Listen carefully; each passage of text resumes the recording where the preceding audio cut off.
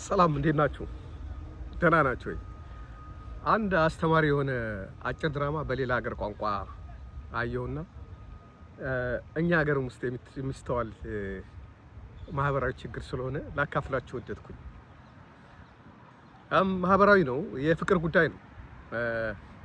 ሁለቱ ወጣት የሚባሉ ሰዎች በ30 እድሜ ላይ ያሉ ወንድና ሴት በጓደኝነት የተወሰነ ጊዜ ቆይተዋል እና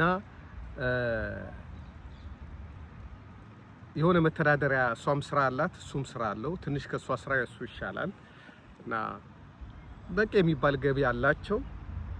ግን ለመጋባት ሰውየው ወንዱ ለማግባት ፈለገና እሷን ማግባት ፈለገና አንዳንድ ደስ ያላለው ነገር ነበር።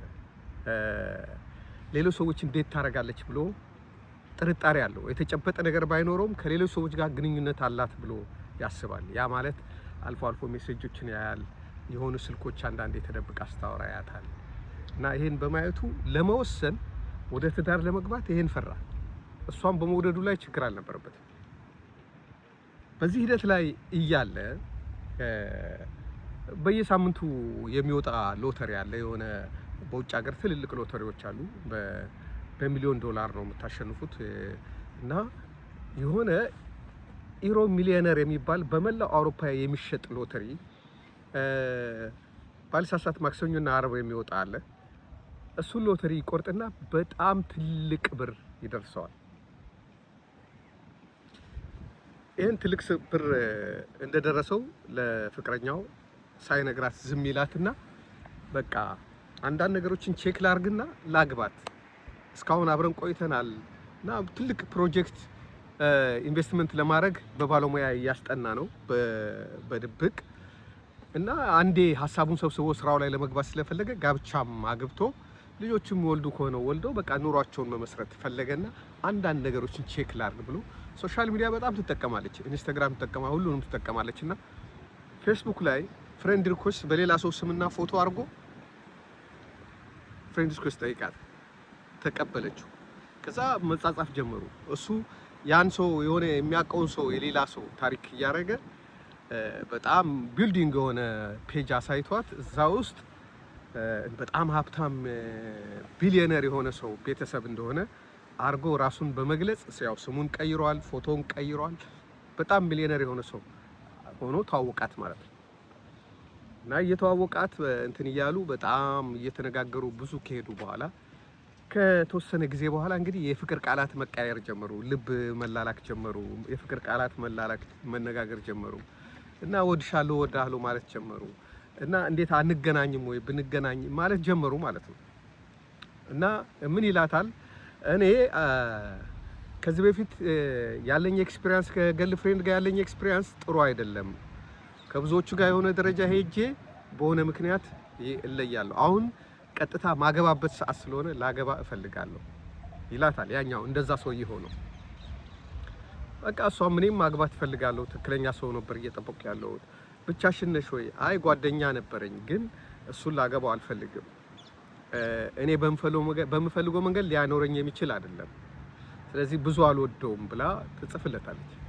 አይ እንደዛ ከሆነ በቃ ከሱ ጋር ያለሽን ነገር አቁሚና ከኔ ጋር መጀመር አለብን እና ዝም ብለን ዴት ምናምን ማድረግ ሳይሆን ወደ ጋብቻ ምን ከሆነ ጓደኝነት ምን ጀምር ከሆነ መጀመሪያ ለሱ ነግረሽው ማቆምሽን ነግረሽው ነው ወደ እኔ መምጣት ያለብሽ። ከሱ ጋር ግንኙነት እንዳለሽ ካወቅኩኝና ከዛን ቀን በኋላ ከሱ ጋር ካየሁሽ እኔ ወዲያው ነው ማቆሙ፣ መቶ ኤክስፒሪየንስ ነው ያለኝ ብሎ ይነግራታል። ኧረ እኔ ቶሎ ብዬ ነው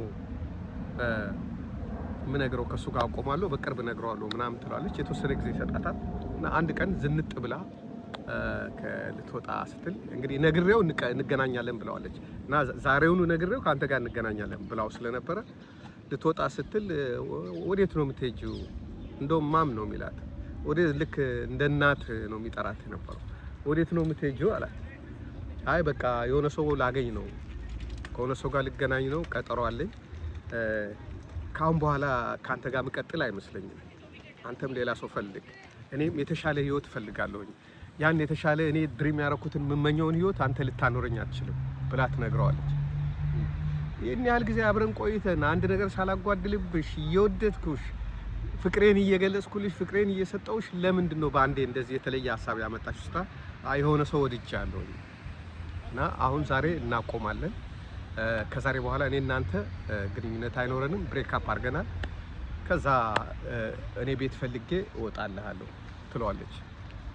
አሁን ይሄን ሲሰማ በጣም ያዝናል።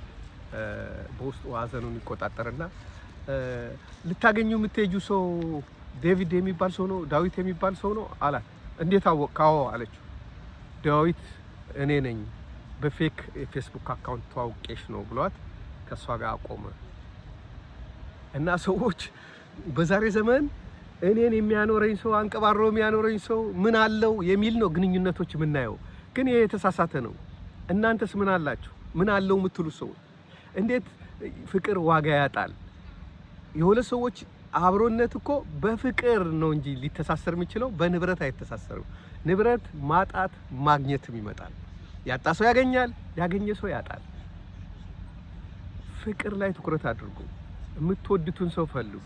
እኚህ ንብረት ላይ ትኩረት ስታረጉ ምናልባት ዕዳ ያለበትና አሁን የሱ ነው ያላችሁት ነገር ሁሉ የሱ ላይሆን የተያዘ በዕዳ የተያዘ መጨረሻ የሚራቆት ሊሆን ይችላል እና ነዋይን ማሳደድ ለፍቅር ጠንቅ ሆነዋል። አብዛኛው ትዳር አደጋ ላይ የሚወድቀው በዚህ ነው ብዬ አምናለሁ። ስላዳመጣችሁኝ አመሰግናለሁ።